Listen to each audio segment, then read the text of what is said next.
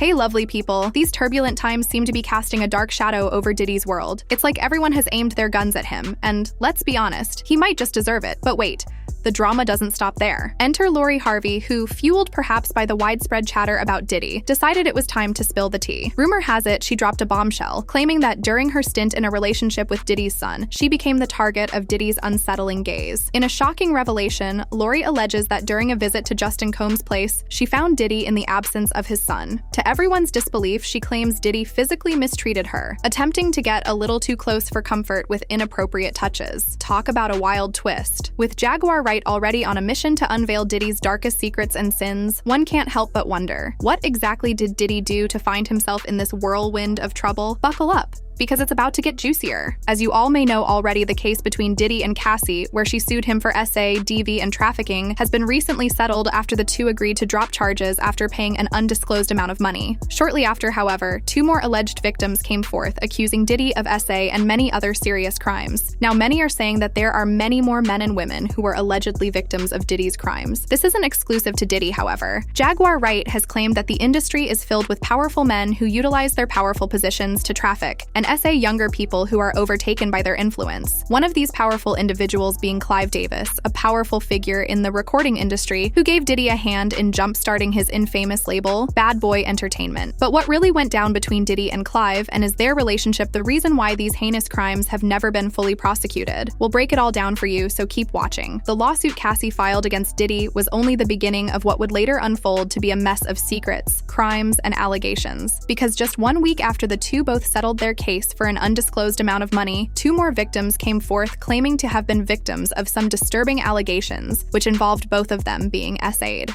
One of the two women being Joey Dickerson Neal, who filed a civil lawsuit against Diddy in New York Supreme Court and demanded a trial by jury. Her claims go all the way back to 1991, when she agreed to go on a date with Diddy. During their date, her drink was allegedly spiked, causing her to shortly after be in a physical state where she could not walk nor stand on her own. Due to the substance Joey was unknowingly given, she lacked the physical and mental ability to fend Diddy off. She also claims that Diddy then video recorded the entire himself essaying her to later show everyone within their circle. According to the lawsuit, Joey went to the police and filed a report in New York and New Jersey immediately, speaking to several prosecutors in the hopes of being able to press charges against Diddy. Unfortunately, she was told by the prosecutors that her allegations would need to be corroborated. The third alleged victim filed a civil suit claiming that not only Diddy but also singer Aaron Hall took turns essaying in the early 90s. The woman, who asked to be kept anonymous, claimed that she was attacked by Diddy while she attended an after-party at Aaron Hall's apartment. The lawsuit states that once Diddy was done with her that night, she laid in bed shocked and traumatized while she attempted to process what had just happened. As she was getting dressed, Hall entered the room. She was in pinning her down and forcing himself onto her, as these shocking revelations are being told to the world. More unconfirmed reports began circulating, claiming there to be more people who were victims to Diddy's actions in the past who plan on coming forward in the near future. These victims, however, are not only limited to women, as men have also claimed to have been SA'd by Diddy. According to sources, Diddy also SA'd some of the male workers that he had paid to participate in Cassie's forced freak-offs. Diddy's bodyguard Gene Deal confirmed these allegations in an interview where he said that Diddy hired those male workers for his own personal needs. Not only that, but also said how over the years he would have frequent encounters with men at Turkish baths. He didn't want it to come back to him in a way, he hiring the people, he gonna put it all on her. Cause she knew what he liked. Cause she wasn't just hiring it for her. Don't get that effed up, Art. If you think that she was just hiring those male prostitutes for herself, nah. Wait outside of Turkish baths for them. You know what they do in the Turkish baths? That's where a lot of gay men meet. And they all take hot baths together twice, sometimes 3 times a week. Me and the driver be outside. He'll run into the Turkish bath. Putting aside Diddy's sexuality, some of the more concerning allegations involve him essaying and trafficking both men and women for years under the radar. And according to Jaguar Wright, the only reason he's been able to avoid getting caught by the police is because of his connections with other well-connected traffickers in the industry such as Clive Davis. During an interview with Storm Monroe, Jaguar said that Diddy could have potentially been groomed into essaying by his late mentor and Uptown Records founder, Andre Harrell, who in turn was groomed by his mentor, Clive Davis. case. Jaguar said that Diddy utilized his powerful position within the industry to traffic both men and women after having allegedly being taught how to from Andre and Clive. My focus right now is Sean Combs. Okay. Tell us why. Tell us why. Because he's a trafficker. And he's using music and entertainment to traffic. Now, is this just boys, girls, adults, kids? I mean, from what I've heard from sources that I would consider reliable, it really doesn't matter. Wow.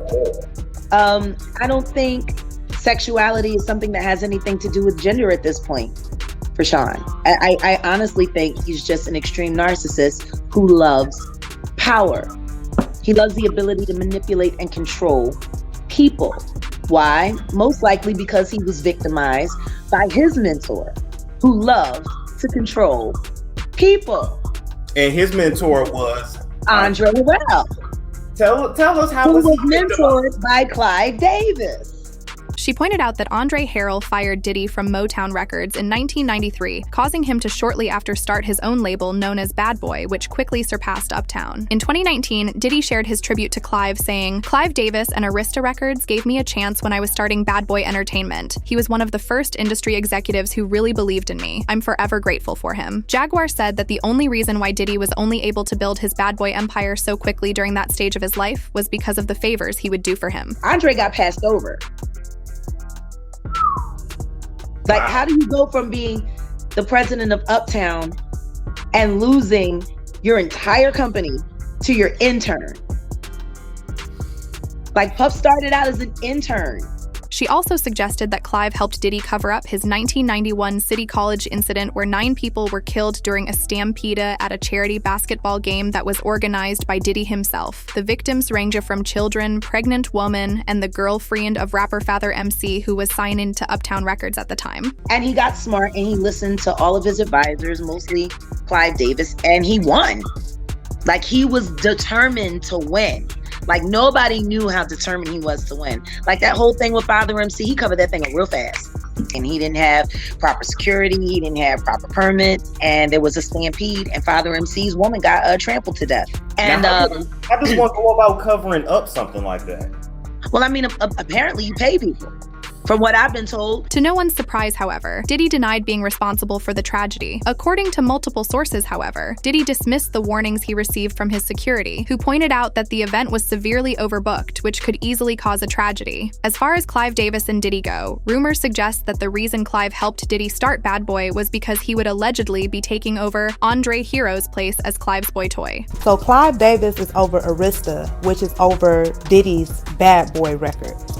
Now, rumor has it, allegedly, Diddy got on his knees for Clive Davis in 1994, and that's how Bad Boy Records came about. The two share a lot in common. Not only have both individuals been in powerful and well-respected positions within their industry, they have also both faced multiple allegations regarding saying and trafficking young men and women. And to top it all off, they both have had many people who have worked with them end up dying under mysterious circumstances. For example, Clive has had a long-standing conspiracy theory, which ties him to the death of Whitney Houston. On February 11th, 2012, Whitney was found dead in her bathtub at a Beverly Hilton hotel, while Clive was preparing for his pre-Grammy party. When everyone received the news that Whitney had passed, he decided to continue hosting the event, which led to many people raising eyebrows towards him as they couldn't understand how all these celebrities would decide to party. While Whitney's dead body was upstairs, Diddy too partied the night. Whitney Houston passed and was even hospitalized due to a severe migraine he developed after returning home from his post-Grammy party he hosted at the Playboy Mansion. But again, this is not about Clive and Diddy being bisexual. What people want to know is if Jaguar is telling the truth about them trafficking young men and women. Because if she is, then it could mean they've been using their money and influence to avoid criminal charges for many decades. While Diddy faces these serious allegations regarding essaying men and women, there is also serious talk behind him also being the mastermind behind the death of Tupac in the wake of Keef D being recently arrested in Las Vegas this year. Now, these aren't your everyday accusations. There is stone-cold proof that Dwayne Davis, known as Keef D, was a main character behind Tupac's demise. Everything from interviews where he confesses he was present when the act went down to a book he wrote detailing the event events. Even with all this evidence stacked on his head, the investigators involved in this case don't seem to be satisfied with only taking Keefe D down. Throughout their hunt, they've realized that even though Keefe D is unmistakably guilty, the real mastermind was hiding in plain sight all along. Despite his alibi, the police have discovered new evidence that could potentially link him to the crime. The evidence includes an iPhone, several laptops, a Vibe magazine about Shakur. Photographs and bullets can be the same ones used in the fatal shooting. Diddy has always denied these accusations, attributing them to envy and attempts to tarnish his reputation. However, with the case now being presented to a grand jury in Las Vegas, Diddy's confidence seems to be wavering. The court of public opinion has already made its judgment, with many believing that Diddy was involved in the crime. Retired LAPD officer Greg Kading has been vocal about his belief that Diddy was involved in the crime. In his documentary, Keating directly accused Diddy of planning Tupac's fatal shooting. He claims that Diddy paid $1 million to eliminate his rival, a claim that Diddy has always denied. Now, with the case reopened and new evidence surfacing, Diddy's past may be catching up with him. Even other industry heavyweights like Eminem have referenced the controversy in their music. The fate of Diddy now lies in the hands of the police, and the industry is watching closely. Interestingly, this isn't the first time Diddy has faced such allegations. In 2008, he called a report claiming he was behind the 1994 shooting of Tupac Shakur completely untrue and a lie. So what do you guys think about all these allegations? Leave your comments down below, and as always, thanks for watching.